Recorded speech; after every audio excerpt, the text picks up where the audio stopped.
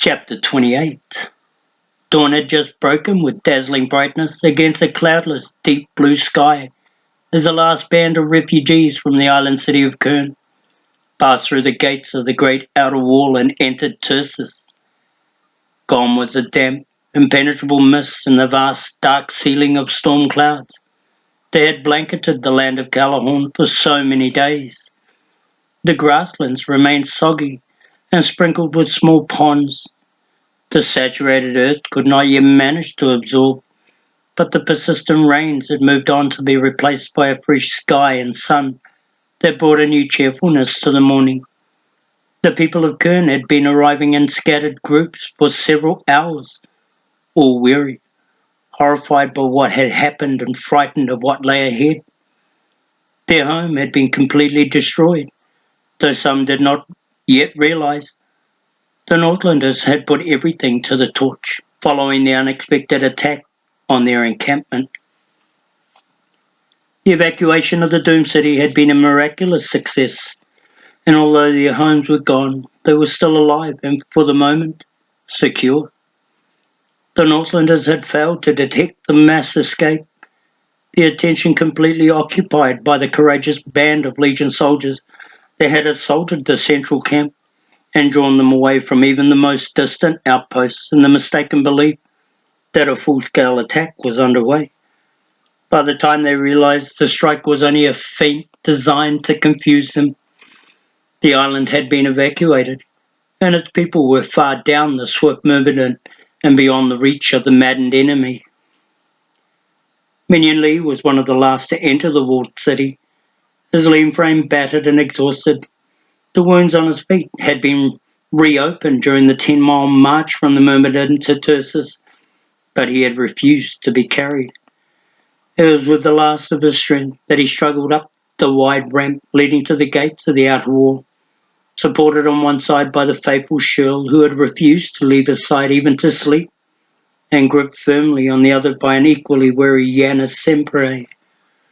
The youthful Legion commander had survived the fighting of that terrible night battle, escaping the besieged island on the small raft that had carried Minion and Shirl. The ordeal they had been through had brought them closer together, and on the trip southward they had spoken frankly, though in hushed tones, about the disbanding of the Border Legion. They were in complete accord that if the city of Tursus were to withstand an assault by a force the size of the Northland army, the Legion would be needed. Moreover, only the missing Balinor possessed the battle knowledge and skill necessary to lead them. The prince must be found quickly and placed in command, even though his brother would undoubtedly oppose such a move, just as he was certain to oppose the reforming of the legendary fighting force he had so foolishly demobilized. Neither the Highlander nor the Legion commander realized at this moment how difficult their task would be, though they suspected that Balinor had been seized by his brother upon entering Tursus some days earlier. Nevertheless, they were resolved that Tursus would not be destroyed as easily as Kern. This time, they would stand and fight. A squad of black-clad palace guards met the little group just inside the gates of the city, extending warm greetings from the king and insisting that they come to him at once. When Janus Sempre remarked that he had heard the king was deathly ill and confined to his bed, the squad captain quickly, though somewhat belatedly, added that his son Palance extended the offer in his father's place. Nothing could have pleased Minion more. He was anxious to get inside the palace walls for a look around. Forgotten was the fatigue and pain, though his companions still stood close to offer their support. The squad captain signalled to the guard near the inner wall, and an ornate carriage was quickly brought up to convey the privileged party to the palace. Minion and Shirl climbed into the carriage, but Janus Sempre declined to accompany them, explaining that he wished first to see the welfare of his soldiers in the vacant Legion barrack. With disarming warmth, he promised he would join them later. As the carriage drew away to the inner wall, the youthful commander waved once in sharp salute to Minion, his face impassive.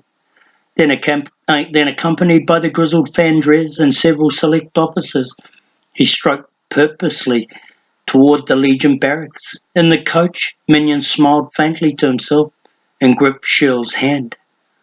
The carriage passed through the gates of the inner wall and moved slowly onto the crowded Tertian Way.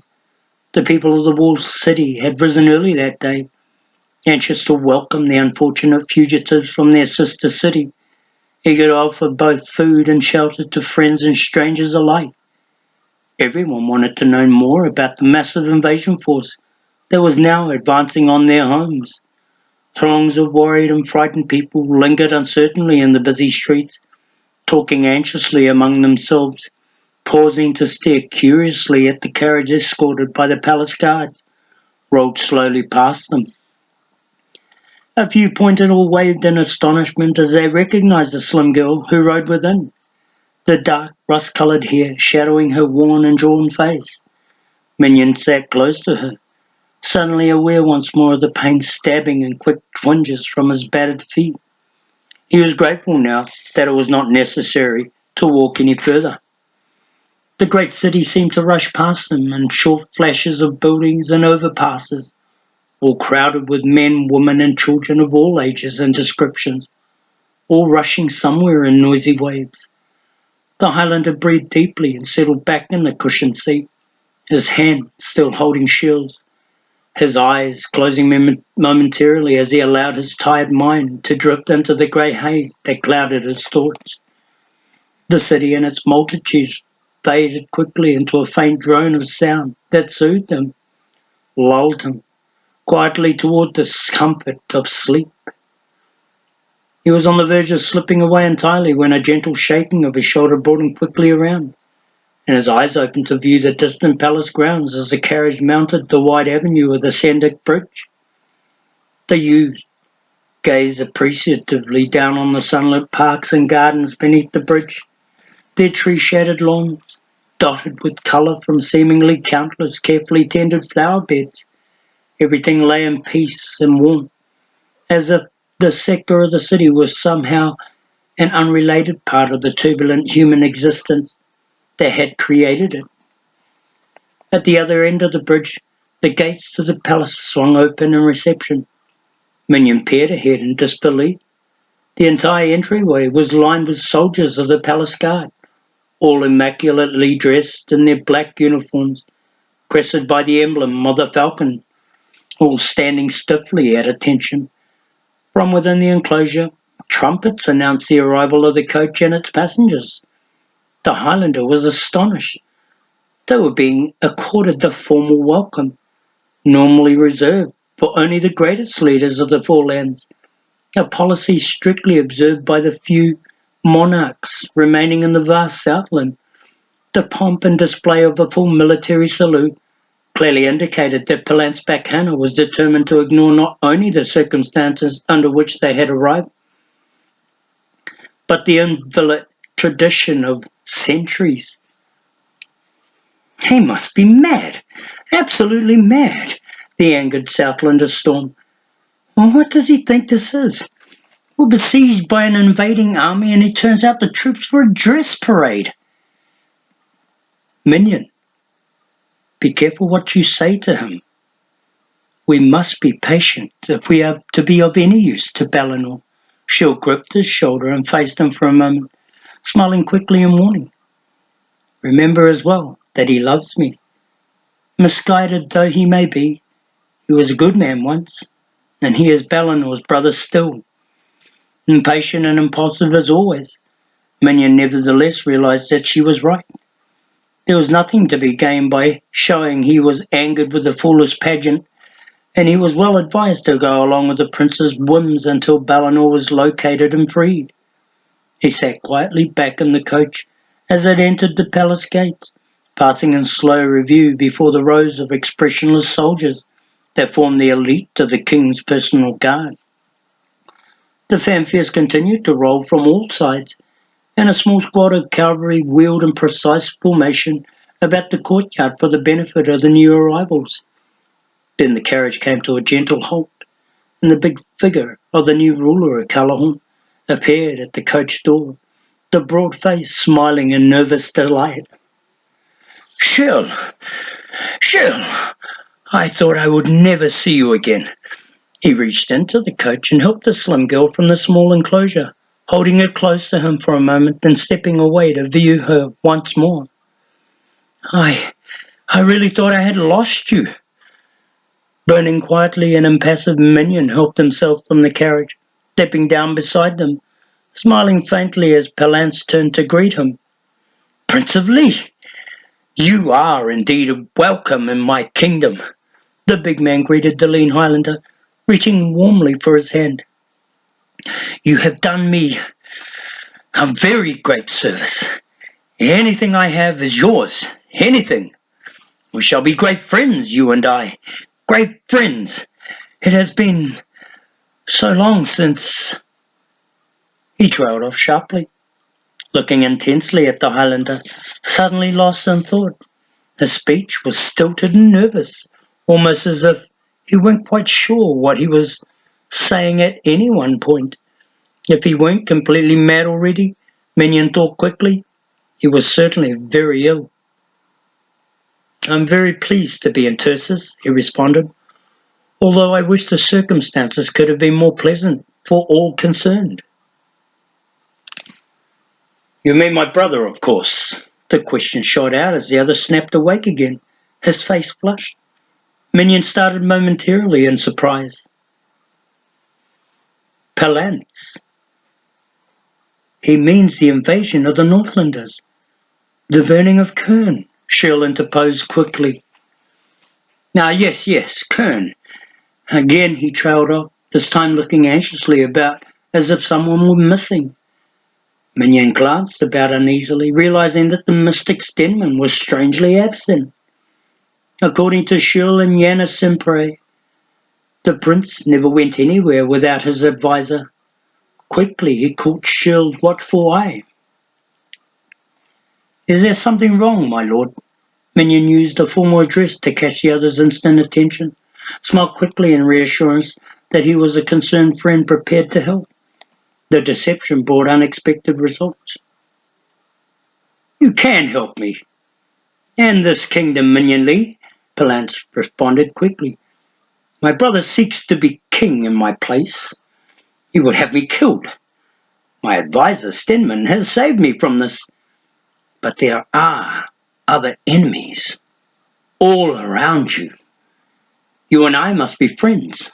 We must stand together against those who seek to take my throne, to bring harm to this lovely woman whom you have returned to me. I cannot talk with Stenman the way I would talk with a friend. But you, I could talk with you. Like a small child, he gazed eagerly at the amazed Minion Lee, awaiting his reply. A sudden feeling of pity for the son of Rule Backhana swept over the Highlander, and he truly wished there was something he could do to help the unfortunate man. Smiling sadly, he nodded his agreement. I knew you would stand with me, the other exclaimed excitedly, laughing in delight. We are both men of royal blood, and that binds us closely. You and I shall be great friends, Minion, but now you must rest. He seemed to recall suddenly that his palace corpse was still standing stiffly at parade attention, waiting patiently for the prince to give the order for dismissal. With a sharp wave of his hand, the new ruler of Callahorn led his two guests toward the Backhana home, nodding to the commander of his personal guard as they passed to signal that his soldiers could be dispersed for regular duty. The trio passed into the entryway of the ancient home, where a number of servants stood waiting to escort the guests to their rooms. Pausing briefly once more, the host turned to his guest, bending close to whisper. My brother is locked in the dungeons beneath us. You need not be afraid. He started meaningfully at them for a moment, glancing quickly at the curious servants who waited respectfully in the background. He has friends everywhere, you know. Both Minion and Shirl nodded, because it was expected of them. He won't escape from the dungeon then? Minion pursed the matter a bit further. He tried last night, with his friends. Palance smiled with satisfaction. But we caught them and trapped them. Trapped them in the dungeon forever. Stenman is there now. You must meet him." Again he straightened up with the thought left unspoken, his attention given over to the servants, several of whom beckoned to his side. He crisply directed them to escort his friends to their quarters, where they could bathe themselves and don fresh clothing before joining him for breakfast. It was still only about an hour after dawn, and the refugees from Kern had not eaten since the previous night. Minion needed medical treatment for his hastily bandaged wounds, and the house physician stood ready to change the dressings and apply fresh medicines. He needed rest too, but that could wait. The small party started down one long hallway when suddenly a distracted voice called after Shell, and the new ruler of Callahorn came after them, approaching the wandering girl with hesitant steps, finally stopping before her and quickly embracing her. Minion kept his face averted, but their words were clear. "You must not go away from me again, Shell." It was a command, not a request, though the words were softly spoken. "Your new home must be in Tursus, as my wife." There was a long moment of silence. "Palance, I think we—" Shell's voice shook as she tried to interpose a quiet explanation. "No, say nothing. No discussion is necessary now." "Not now," Palance interrupted quickly. "Later, when we are alone, when you are rested, there will be time. You know I love you. I always have. And you have loved me, I know." Again the long moment of silence, and then Shell was walking quickly past Minion, forcing the servants to dash ahead in order to lead the way to the guest quarters. The Highlander quickly came up beside the beautiful girl, not daring to reach for her while his host stood silently watching them move down the hallway. Shell's face was lowered, shaded by the long red hair, the slim bronze hands clasped tightly before her. Neither spoke as the servants led them down the wide corridor to their rooms in the west wing of the ancient home. They separated briefly while Minion allowed the persistent physician to treat his wounds and wrap them in fresh bandages. Clean clothing lay on the huge four-posted bed, and a hot bath stood waiting, but a distraught Minion ignored them both. Quickly he slipped from his room into the empty hallway. He knocked softly, pushed open the door to Shell's room, and entered. She rose slowly from the bed as he closed the heavy wooden door, then ran quickly to him, her arms encircling and holding him tightly to her. They stood in silence for several minutes, just holding each other, feeling the warm life flow quickly through their bodies, knotting and winding in unbreakable ties. Softly Minion stroked the dark red tresses, gently pressing the beautiful face close against his chest. She depended on him. The thought flashed with relief through his numb mind. When her own strength, her own courage had faltered, she had turned to him. The Minion realized that he loved her desperately. It was very strange that it should happen now, when their world seemed destined to crumble about them, and death stood waiting in the shadows. Yet Minion's turbulent life of the past several weeks had drawn him from one frightening struggle to the next, each a battle for survival that seemed senseless in mortal terms, and found its logic solely in the strange legend of the mystic sword of Shannara and the warlock lord. In those terrible days since Skullhaven, life had raged around him like a battle, and he had surged directionless through its centre. His deep friendship and love for Shay, and his now broken companionship with the members of the company that had journeyed to Paranor and beyond, had provided a faint sense of stability, an indication that something constant would remain while the rest of the world rushed away. Then unexpectedly, he had found Shirl Ravenlock, and the fast pace of events and dangers shared in those past few days, combined with a totally predictable meshing of personal needs, had drawn and bound them inextricably to one another. Minion closed his eyes and pressed her closer. Palance had been helpful in at least one respect. He had told them that Balinor and probably the others with him were imprisoned in the dungeon somewhere beneath the palace.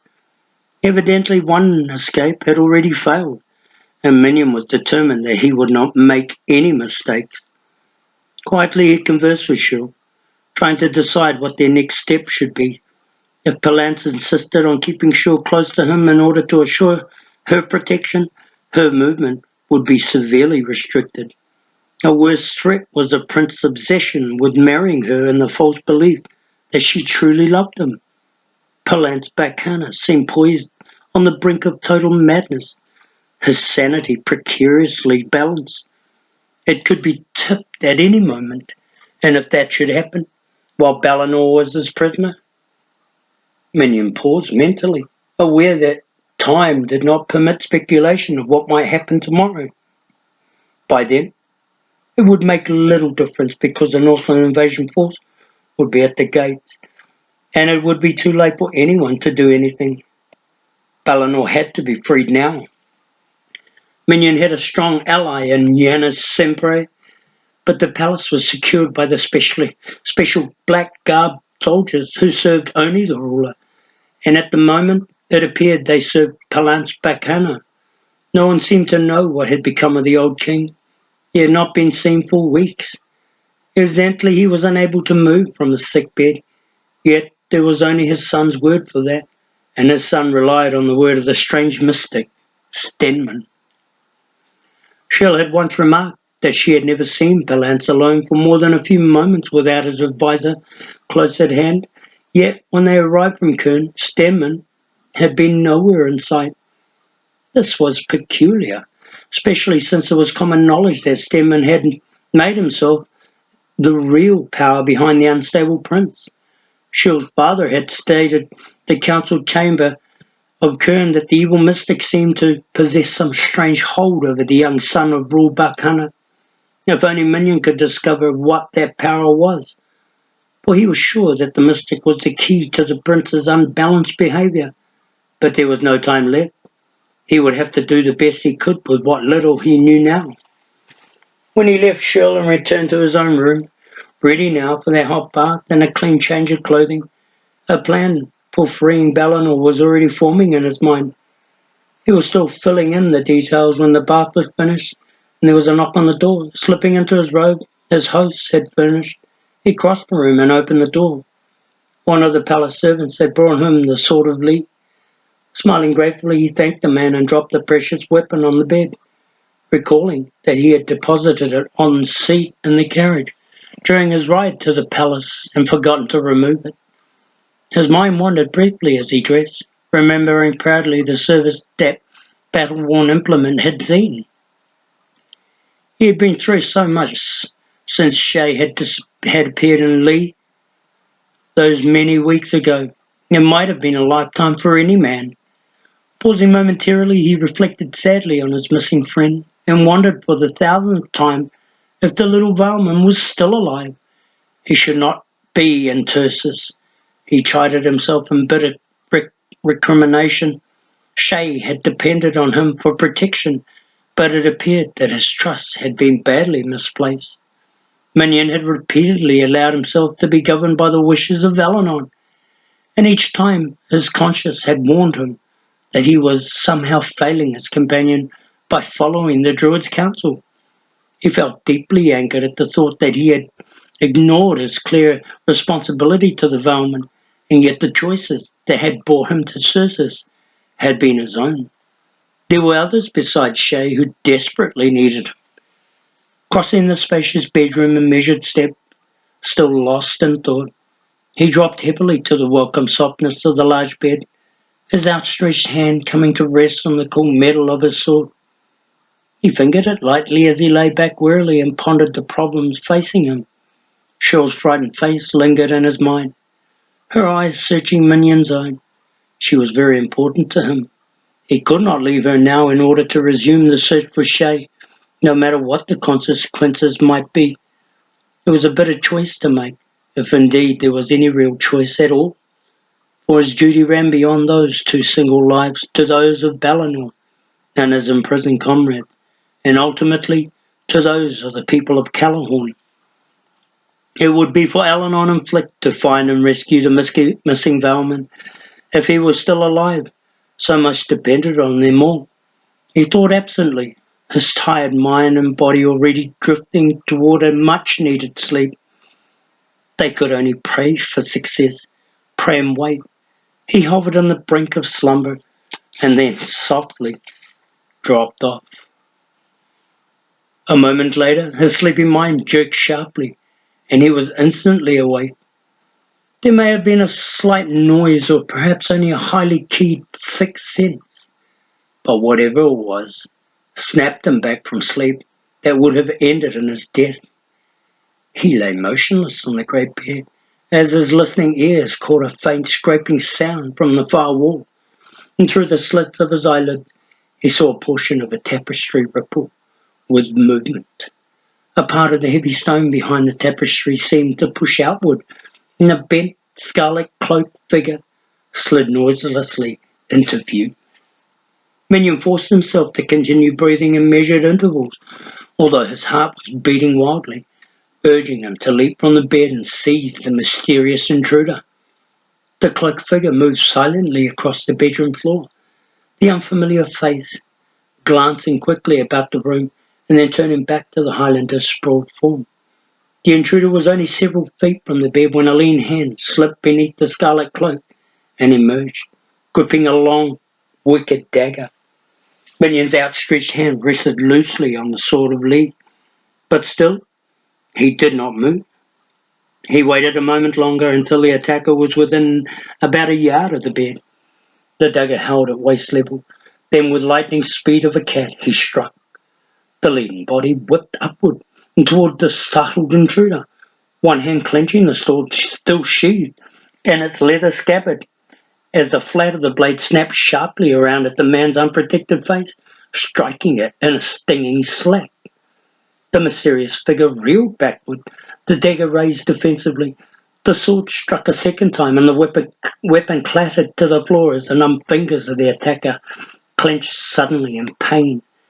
Minion did not pause, but threw himself at the scarlet figure, his own weight dragging the struggling man to the floor, where he quickly pinned him, twisting one arm sharply as his fingers closed tightly about the windpipe. "Speak up, assassin!" Minion growled menacingly. No, wait! You've made a mistake. I'm not an enemy. Please, I can't breathe. The voice choked sharply, and the man's breath rasped in rugged gulps as the Highlander's grip remained unaltered, and the cold dark eyes surveyed the face of his captor. To his knowledge, Minion had never seen the man. The face was pinched and sharp, framed by a small black beard and lined with pain. Even as he studied, the teeth clenched in anger and the eyes burning with hatred, the Highlander instinctively knew there had been no mistake made. Stepping quickly to one side, he jerked the intruder to his feet, one hand still firmly fastened on the scrawny neck. "Tell me about my mistake, then. You have about a minute before I cut your tongue out and turn you over to the guards." He released his grip on the man's throat, his hand dropping to seize the front of the scarlet tunic. Tossing his sword on the bed, he quickly picked up the fallen dagger, holding it ready should his attacker attempt anything further. This was a gift, Prince of Lee, merely a gift from the king." The voice broke slightly as the fellow struggled to regain his composure. "The king wanted me to show his gratitude, and I came through another door so as not to disturb your sleep." He paused as if waiting for something, the sharp eyes riveted on the Highlander's own. He wasn't waiting to see if his story would be believed. It was something else, almost as if he were expecting Minion to see something more. The Prince of Lee jerked him sharply, snapping the lean face close to his own. "That is unquestionably the weakest tale I have ever heard. Who are you, assassin?" The eyes burned into his own with intense hatred. "I am Stenman, the king's personal advisor." He seemed to have suddenly regained his senses now. "I did not lie to you. The dagger was a present from Palance Bacana, which I was asked to bring to you. I meant you no harm. If you do not believe me, Go to the king, ask him. There was a hint of confidence in the man's voice that convinced Minion that Palance would affirm his advisor's story, whether it was true or not. He had in his grasp the most dangerous man in Callahorn, the evil mystic who had become the power behind the monarchy, the one man he had to eliminate if Balinor were to be rescued. Why the man had chosen to attack him when they had never met was something he did not understand. But it was clear that if he released him now or even took him before Palance in an effort to discredit him, the Highlander would lose the initiative and place his own life in danger again. Roughly he threw the mystic into a nearby chair and ordered him to remain motionless. The man sat quietly, his eyes drifting aimlessly about the room, the hands moving nervously to stroke the small pointed beard. Minion eyed him absently, his mind carefully pondering the choices open to him. It took him only a moment to decide.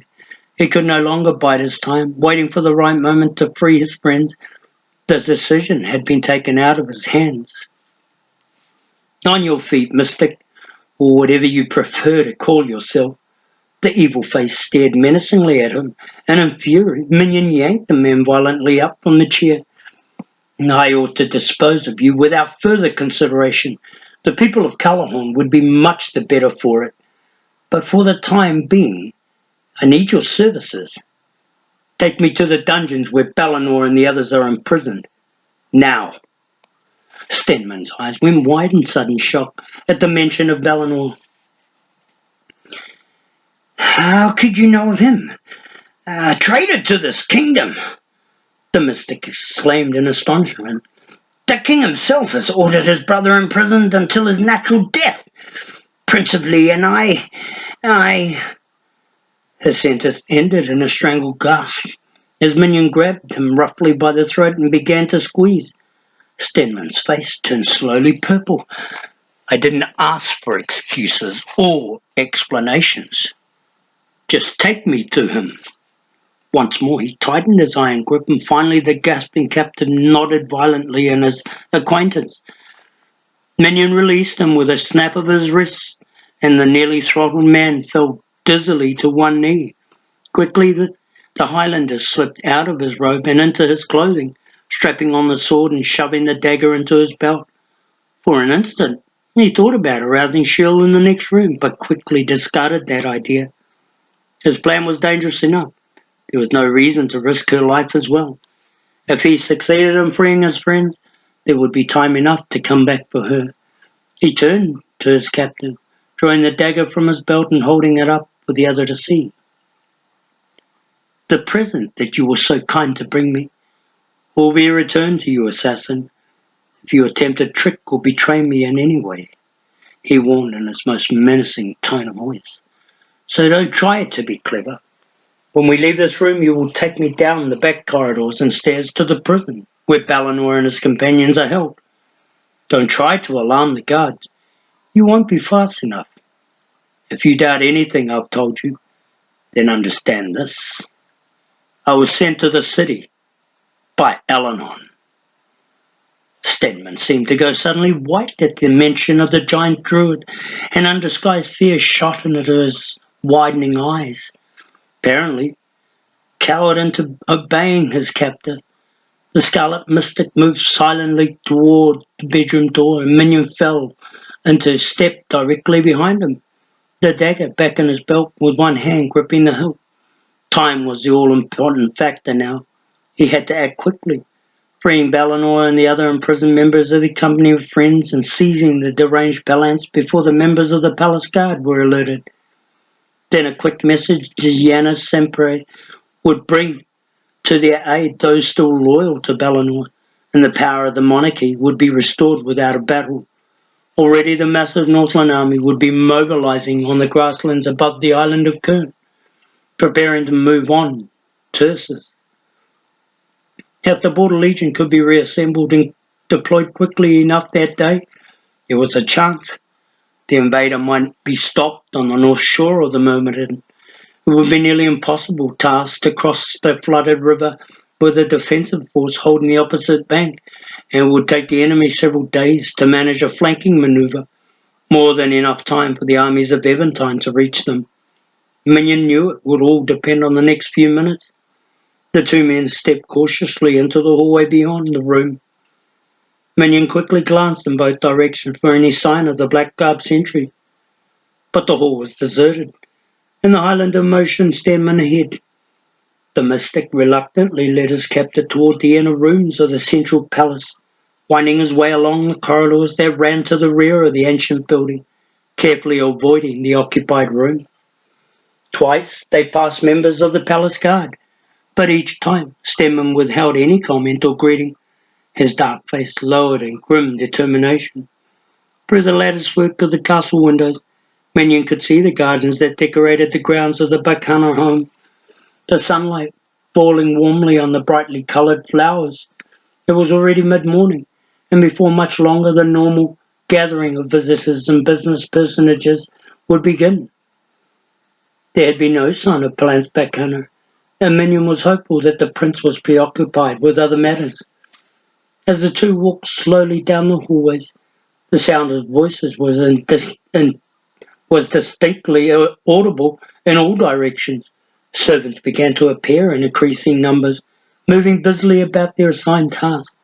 When they passed, they pointedly ignored Stenman and his apparent companion, a good indication that they neither liked nor trusted the mystic.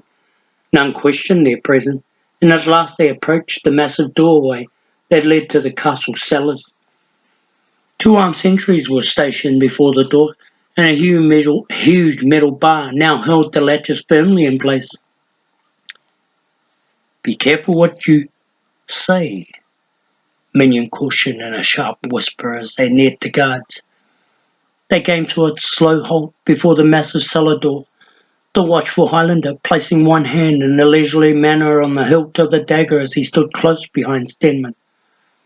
The guards glanced curiously at him for a moment, then turned their attention to the king's adviser, who had begun to address them. "Open the doors, guards.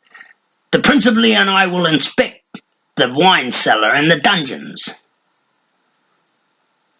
"All persons are forbidden to enter this area by order of the king, my lord," the guard to the right stated pointedly. "I am here by order of the king," Stenman shouted angrily, causing Minion to give him a sharp warning nudge. "Sentry, this is the king's personal counsellor, not an enemy of the kingdom," the Highlander pointed out with a deceiving smile. "We are on a tour of the palace, and since it was I who rescued the king's betrothed, it was his belief that I might recognize the lady's abductors. Now, if necessary, I shall disturb the king and bring him down here." He trailed off meaningfully, praying that the guards would be sufficiently forewarned of Palance's irrational behaviour to think twice about calling him down. The guards hesitated momentarily, then nodded quietly, released the latches on the door and stepped aside, swinging the massive portal open to reveal the stone stairway leading downward. Stenman again led the way without comment. Apparently he had decided to follow Minion's instructions to the letter. But the cautious Highlander knew that the mystic was no fool. If Balinor was successfully freed and restored to command of the Border Legion, then his own power over the throne of Callahan would be finished. He would undoubtedly attempt something, but the time and the place had not yet come. The heavy door closed quietly behind them, and they began their descent into the taut-lit cellar. Minion saw the trapdoor in the centre of the cellar floor almost immediately. The guards had not bothered to conceal it a second time with the wine barrel, but had fastened a series of iron bars and latches across the stone slab, effectively preventing anyone imprisoned below from breaking free. Although Minion could not have known, the prisoners had not been returned to their cells following the aborted escape attempt earlier that same morning. Instead, they had been left to roam in the darkness of the dungeon corridors. Two guards were stationed next to the sealed opening, their attention now focused on the two men who had just been admitted from the palace. Minion saw a plate of cheese and bread resting half-eaten on one of the wine barrels and two cups of wine placed next to a half-drained flask. They had been drinking. The Highlander smiled slightly. As the two reached the stone flooring, Minion pretended to glance about the wine cellar in great interest, beginning a jovial conversation with the silent Denman. The guards rose slowly and came to attention at the sight of the king's adviser, who was looking decidedly grim about something. The Highlander knew that they had been caught off balance by this unexpected visit, and he decided to make the most of it. "I see what you mean, my lord," he glowered fiercely at the mystic as they drew near to the sentries. "These men have been drinking while on duty. Suppose the prisoners should have escaped while these men lay in a drunken stupor. The king must be told of this as soon as we have finished our business here." The guards turned pale with fear at mention of the king. "My lord, you are mistaken," the one pleaded hastily. "We were only taking a little wine with our breakfast. We have not been lax." "The king should decide that," Minion cut him off with a wave of his hand. "But the king will not listen." Stedman glowed in fury at the deception, but the guards misunderstood and quickly assumed he meant to have them punished. The mystic tried to say something, but Minion moved quickly in front of him, as if in an effort to restrain his advance toward the unfortunate guards, drawing the dagger and holding it close to the man's unprotected chest. "Yes, of course. They are probably lying," Minion continued without changing his tone of voice. "Still, the king is a busy man, and I hate to bother him with little problems. Perhaps a word of warning to them." He glanced back at the guards, who nodded dumbly, grasping at any chance to avoid Stedman's wrath. Like everyone else in the kingdom, they were frightened of the power the strange mystic possessed over Palance, and were more than eager to avoid angering him. "Very good, then. You have had your warning." Minion sheathed the dagger, turned back to the still shaken sentries. "Now open the dungeon door and bring up the prisoners." He stood close to Stedman, glancing at him quickly in warning. The dark face did not seem to see him any more, the eyes staring vacantly at the stone slab that barred their entry to the dungeons beneath. The sentries had not moved, but were glancing at each other in new desperation. My lord, the king has forbidden anyone to see the prisoners, for any reason." The one guard gulped at last. "I cannot bring them out of the dungeon." "So you would bar the king's adviser and his personal guests?" Minion did not hesitate. He had expected this. "Then we have no choice but to call the king down here." That was all it took. There was no further deliberation as the sentries raced to the stone slab, quickly sliding back the latches and bolts, bracing themselves. The guards pulled back on the iron ring, and the trapdoor swung ponderously upward and fell back heavily against the stone flooring, leaving a gaping black hole, holding their swords ready. The sentries called down into the darkness, commanding the prisoners to come out. There were footsteps on the ancient stone stairway, as Minion waited expectantly at Stedman's side, his own sword now drawn. His free hand held the mystic's arm tightly.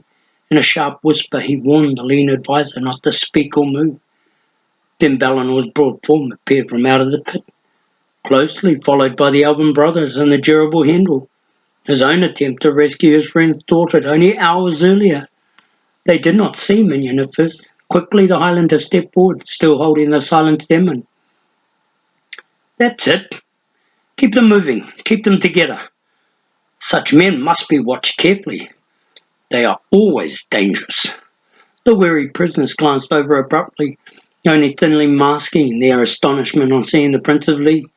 Minion winked quickly behind the guards' backs, and the four captives turned away, only the slow smile on Dayal's young face betraying the sudden joy they were experiencing at the sight of the old friend. They were out of the pit now and standing quietly a few feet from the guards, who stood with their backs to the Highlander.